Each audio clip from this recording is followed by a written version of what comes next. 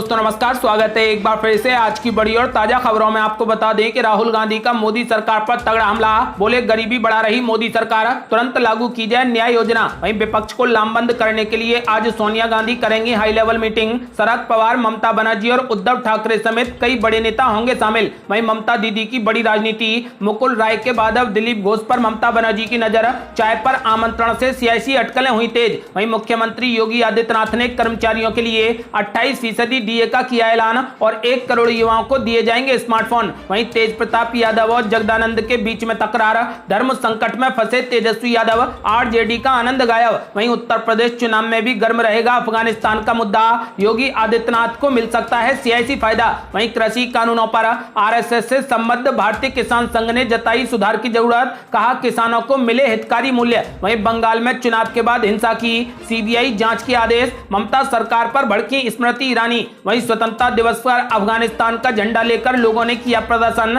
तालिबान की गोलीबारी में कईयों की मौत। वहीं तालिबान ने भारत से कारोबार पर लगा दिया ब्रेक, ड्राई फ्रूट्स 20% तक हो गए महंगे। वहीं ट्रैफिक रूल में बड़ा बदलाव, अब पुलिस फोटो खींचकर नहीं भेज सकेगी चालान। और भी बड़ी खबरों को जानने के लिए वीडियो को लाइक कर दें, चैनल को सब्सक्राइब कर लें और घंटी बटन जरूर दबा दें। वहीं पहली बड़ी खबर, राहुल गांधी का मोदी सरकार पर तगड़ा हमला। बोले गरीबी बढ़ा रही मोदी सरकार, तुरंत लागू की जाए न्याय योजना। ये आपको बता दें कि कांग्रेस के पूर्व अध्यक्ष और सांसद राहुल गांधी ने गुरुवार को केंद्र सरकार पर देश में गरीबी बढ़ाने का आरोप लगाते हुए तगड़ा हमला बोला। उन्होंने कहा कि मोदी सरकार देश में गरीबी बढ़ा रही है। इसके अलावा उन्होंने एक बार फिर से न्याय योजना लागू करने की बात कही है। राहुल गांधी ने कहा कि गरीबों को 6-6 हजार रुपए की मासिक मदद देने की जरूरत है। राहुल गांधी ने फेसबुक पोस्ट में कहा कि मोदी सरकार देश में गरीबी बढ़ा रही है। 13.4 करोड़ भारतीय 150 रुपए प्रतिदिन से कम कमा रहे हैं। इन परिवारों को न्याय योजना के तहत 6-6 हजार रुपए महीने दिए जाने की जरूरत है। कांग्रेस नेता ने प्यू रिसर्च सेंटर का हवाला देते हुए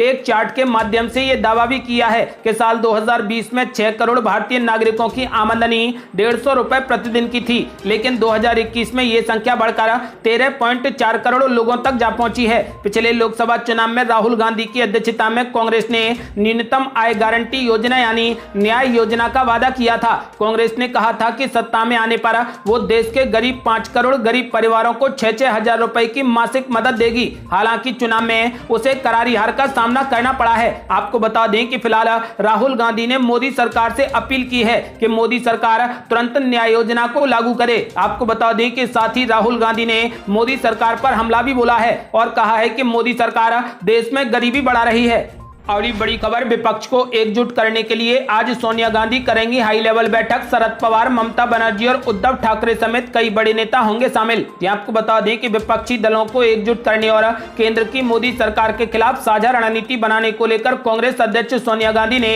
शुक्रवार शाम को सहयोगी दलों के नेताओं की बैठक बुलाई है। इस बैठक में शरद पवार, ममता बनर्जी, उद्धव ठाकरे, एमके स्टालिन, हेमंत सोरेन जैसे बड़े बड़े नेता शामिल होंगे। बैठक शाम को होगी जिसमें सभी नेता वीडियो कॉन्फ्रेंसिंग के जरिए जुड़ेंगे। सोनिया के अलावा राहुल गांधी भी इस बैठक में मौजूद रह सकते हैं। हफ्ते भर पहले खत्म हुए संसद के मानसून सत्र के दौरान भी सरकार को घेराबंदी करने में विपक्ष का दल एकजुट नजर आया। शुक्रवार को होने वाली बैठक में आगे की रणनीति को लेकर विपक्षी दलों के बड़े नेता चर्चा करेंगे। सूत्रों के मुताबिक संसद के मानसून सत्र में पेगासस जासूसी कांड, कोरोना महामारी, किसान आंदोलन से लेकर अफगानिस्तान के हालात तक पर चर्चा हो सकती है। लेकिन सबसे बड़ा सवाल यह है कि 2024 लोकसभा चुनाव और इससे पहले आने वाले विधानसभा चुनावों में बीजेपी विरोधी मोर्चा को लेकर विपक्षी नेताओं में क्या बात होती है। पिछले महीने के अंत में अपने दिल्ली दौरे के दौरान ममता बनर्जी ने बीजेपी के खिलाफ विपक्षी एकता की जरूरत बताई थी। आपको बता दें कि ऐसा भी हो सकता है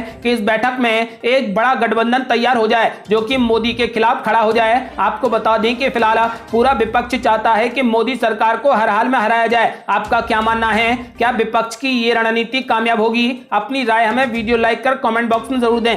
और ये बड़ी खबर, ममता बनर्जी की बड़ी राजनीति, मुकुल राय के बाद अब दिलीप घोष पर ममता बनर्जी की नजर। चाय पर आमंत्रण से सियासी अटकलें हुई तेज। ये आपको बता दें कि पश्चिम बंगाल की मुख्यमंत्री ममता बनर्जी द्वारा भाजपा के प्रदेश अध्यक्ष दिलीप घोष को राज्य सचिवालय में चाय पर आमंत्रण के बाद से सियासी अटकलें तेज हो गई हैं। इस आमंत्रण के बाद राजनीतिक विश्लेषकों का मानना है कि ममता बनर्जी बंगाल में भाजपा को बांटने की पूरी कोशिश में लग गई हैं। बता दें कि इससे पहले भाजपा के बड़े नेता मुकुल राय की टीएमसी में घर वापसी हुई है। दरअसल रविवार को राजभवन में स्वतंत्रता दिवस के मौके पर आयोजित चाय पार्टी में मुख्यमंत्री ममता बनर्जी के साथ भाजपा नेता दिलीप घोष, तथागत राय और विपक्ष के नेता शुभेंदु अधिकारी भी मौजूद थे। सूत्रों के अनुसार इसी दौरान मुख्यमंत्री ने दिलीप घोष को राज्य सचिवालय में चाय पर आमंत्रण दिया। इतना ही नहीं, ममता बनर्जी ने उन्हें काली पूजा में आने का भी न्योता दिया। वहीं दिलीप घोष द्वारा आमंत्रण स्वीकार करने के बाद से बंगाल भाजपा में भी इस बात की खूब चर्चा हो रही है। बता दें कि वर्ष 2019 के बाद से बंगाल में भाजपा को मिली सफलता से ममता बनर्जी को बड़ा झटका लगा है। यहां तक कि विधानसभा चुनाव से पहले तृणमूल के कई नेता भाजपा में शामिल हो गए थे, जिसके बाद से ही ममता बनर्जी को लगने लगा कि भाजपा बंगाल में उन्हें चुनौती दे रही है। हालांकि विधानसभा चुनाव में मिली जीत से उन्हें थोड़ी राहत जरूर मिली, लेकिन अभी भी वो भाजपा को हल्के में लेना नहीं चाहती हैं। इसलिए अब उनकी नजर बंगाल भाजपा के बड़े बड़े नेताओं पर है।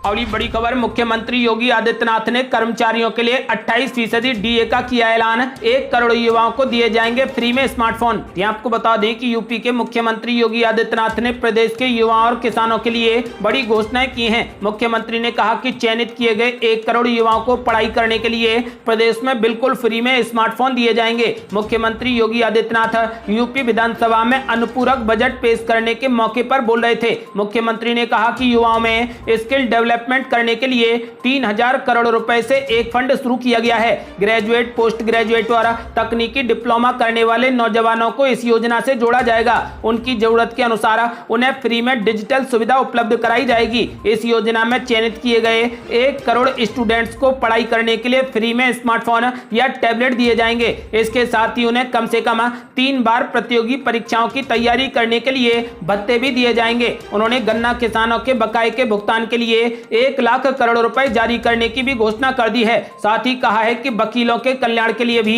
जल्द ही फंड जारी किया जाएगा। मुख्यमंत्री योगी आदित्यनाथ ने कहा कि केंद्र के निर्देश के बाद राज्य में भी सरकारी कर्मचारियों का डियरनेस अलाउंस यानी डीए 28% बढ़ाया गया है। ये बढ़ोतरी इस साल 1 जुलाई से लागू हो जाएगी। इससे 16 लाख सरकारी कर्मचारी और 12 लाख पेंशनर्स लाभान्वित होंगे। इसके साथ ही उन्होंने आंगनवाड़ी कार्यकर्ता और हेल्पर्स के मानदेय बढ़ाने का भी फैसला लिया है।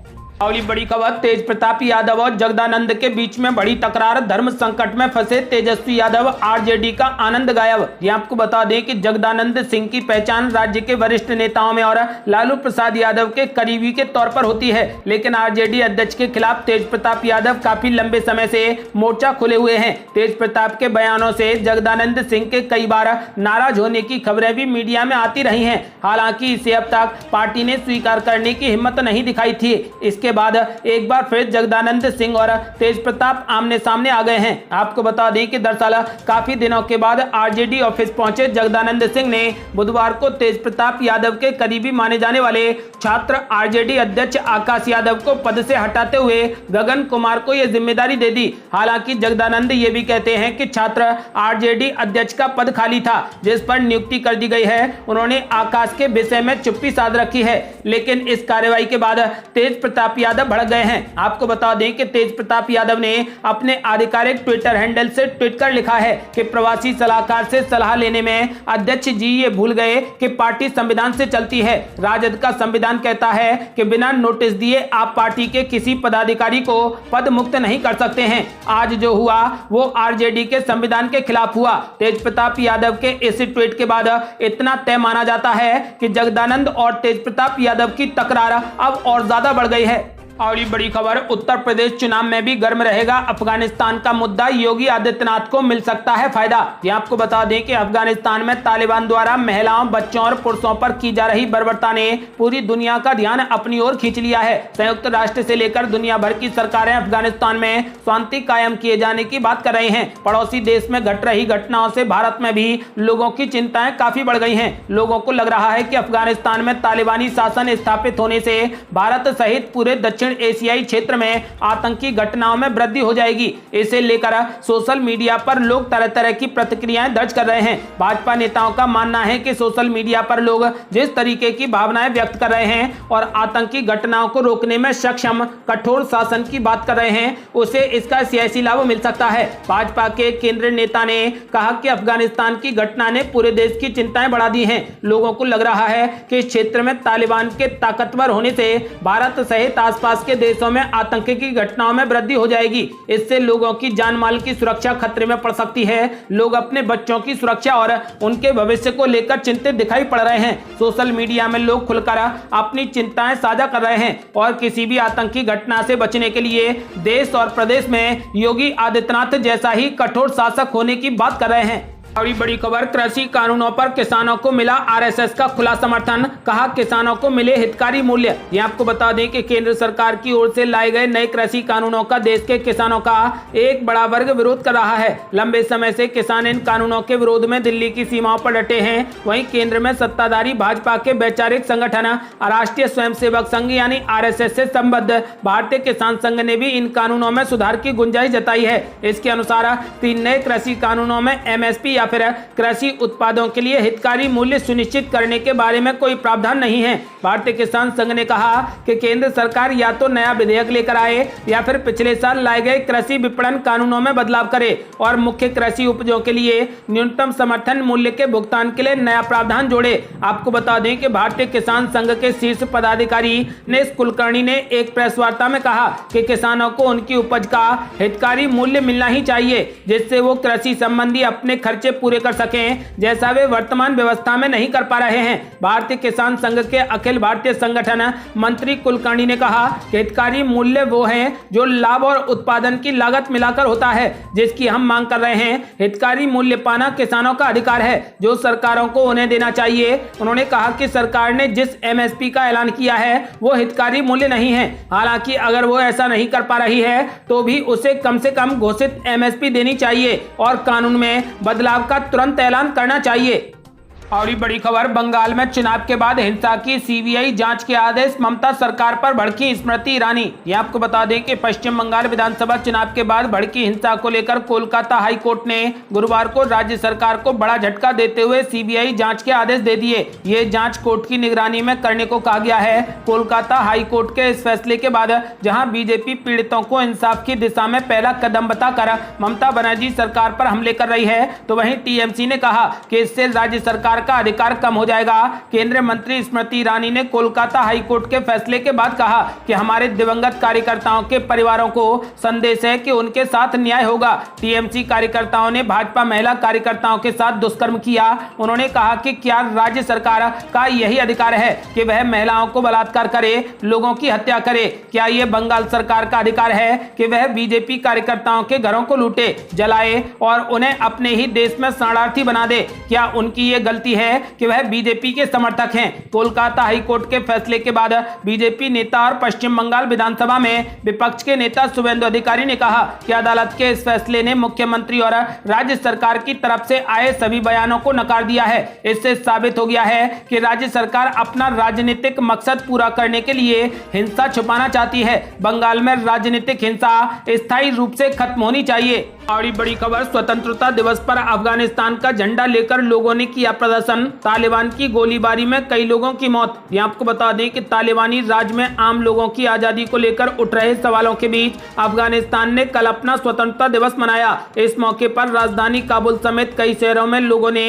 अफगानिस्तान का झंडा लेकर तालिबान के खिलाफ जमकर प्रदर्शन किया। काबुल में राष्ट्रपति भवन के नजदीक भी लोगों ने प्रदर्शन किया। इसमें महिलाएं और पुरुष भी शामिल थे। देश के अन्य हिस्सों में भी प्रदर्शन हुए। इससे घबराए तालिबान के लड़ाकों ने भीड़ पर गोलियां चला दी, जिसमें कई लोगों की मौत हो गई और कई अन्य जख्मी हो गए। न्यूज एजेंसी रॉयटर्स के मुताबिक महिला और पुरुष काबुल में काला, हरा और लाल रंग वाला झंडा लेकर सड़कों पर निकले। कुनाल प्रांत की राजधानी आसादाबाद में रैली के दौरान कई लोगों की जान चली गई। ये स्पष्ट नहीं है कि लोगों की मौत गोली लगने से हुई है या गोली चलने की वजह से भारी भीड़ से हुई है। आपको बता दें कि एक प्रत्यादर्शी ने बताया कि पहले तो हमने डर से रैली में नहीं जाने का फैसला किया, लेकिन जब पड़ोसियों को जाते देखा तो हम भी चले गए। आपको बता दें कि तालिबान के खिलाफ जलालाबाद और पाकटिया प्रांत के शहरों में भी लोग सड़कों पर निकले। बता दें कि जलालाबाद में बुधवार को स्वतंत्रता दिवस से एक दिन पहले लोगों ने राष्ट्रीय ध्वज फहराया और तालिबान का झंडा उतार दिया। इस दौरान गोलीबारी में 3 लोगों की मौत हो गई थी। आपको बता दें कि फिलहाल तालिबान ने अफगानिस्तान में स्वतंत्रता दिवस मनाने पर लोगों की भीड़ पर गोलियां चला दी, जिससे कि काफी सारे लोगों की मौत हो गई। और बड़ी खबर, ट्रैफिक ट्रैफिक रूल्स में हुआ बड़ा बदलाव, अब पुलिस फोटो खींचकर नहीं भेज सकेगी चालान। ये आपको बता दें कि परिवहन मंत्रालय ने नए नियम जारी किए हैं, जिसके मुताबिक राज्यों की एजेंसियों को ट्रैफिक रूल्स के उल्लंघन से संबंधित अपराध होने के 15 दिनों के अंदर अपराधी को नोटिस भेजना होगा। साथ ही चालान के निपटान तक इलेक्ट्रॉनिक रिकॉर्ड को रखना होगा। यानी ट्रैफिक रूल्स तोड़ने पर अब पुलिसकर्मी सिर्फ फोटो खींचकर आपके पास चालान नहीं भेज पाएंगे।